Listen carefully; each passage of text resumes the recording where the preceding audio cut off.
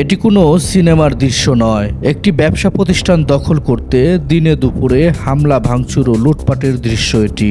মানিকগঞ্জের সিংগাইর পৌরসভার আঙ্গারিয়া এলাকার সিস্টেক বিডি আইটি সলিউশন নামে প্রতিষ্ঠানটিতে চাইনিজ কোরাল, দা, লোহার রড দিয়ে প্রকাশ্যে হামলা ও ভাঙচুর চালানো হয়। হামলায় প্রতিষ্ঠানের মালিক ও নারী সহ বেশ কয়েকজন আহত হয়েছেন। আর হঠাৎ করে আপনার 11:30টার দিকে একদল সন্ত্রাসী আমার দোকানে অতর্কিত হামলা চালায়। তো সব গ্লাস ভাঙচুর, আপনার জিনিসপত্র মালামাল যেগুলো ছিল লুট, ক্যাশ বাক্স থেকে নগদ টাকা লুট এবং আমাকে মারধর করে আর কি।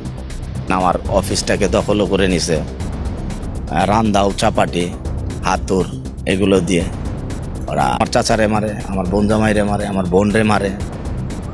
ওইভাবে তো ভাঙার ঠিক না, এটা তো ক্ষতি, দেশেরও ক্ষতি, মানুষেরও ক্ষতি, জনগণের ক্ষতি। প্রভাবশালী ওই চক্রটি একই এলাকার কম্বাইন শপ নামে ব্রডব্যান্ড ব্যবসাটিও দখল করতে ওই প্রতিষ্ঠানেও তালা ঝুলিয়ে দেন। এতে ক্ষোভ প্রকাশ করেছেন প্রতিষ্ঠানটির মালিক। তালা মেরে রাখছে আজকে দীর্ঘদিন যাবৎ। একবার তালা আমরা খুলে আবার আমরা তালা লাগাইছি, তারপর আবার তারা আবার নিজের আছে তালা লাগাই দিয়ে গেছে।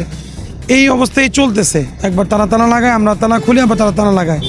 তাদের সাথে আমার এই লোকাল যারা এখানে ম্যানেজ করতেছে, যে প্রতিনিধি আছে ইমরুল সাহেব এবং জনাব রাশেদ সাহেব, তাদের মাধ্যমে আমি তাদের সাথে বিষয়টা নিষ্পত্তি করার জন্য বেশ কয়েকবার চেষ্টা করি। পুলিশের এই কর্মকর্তা বলেন, দোষীদের বিরুদ্ধে অবশ্যই আইনগত ব্যবস্থা গ্রহণ করা হবে।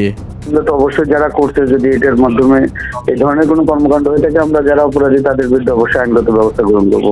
আমি মনে করি না যে এটা এমন কোনো কঠিন কাজ। সুজন মোল্লা, গ্লোবাল টেলিভিশন, মানিকগঞ্জ।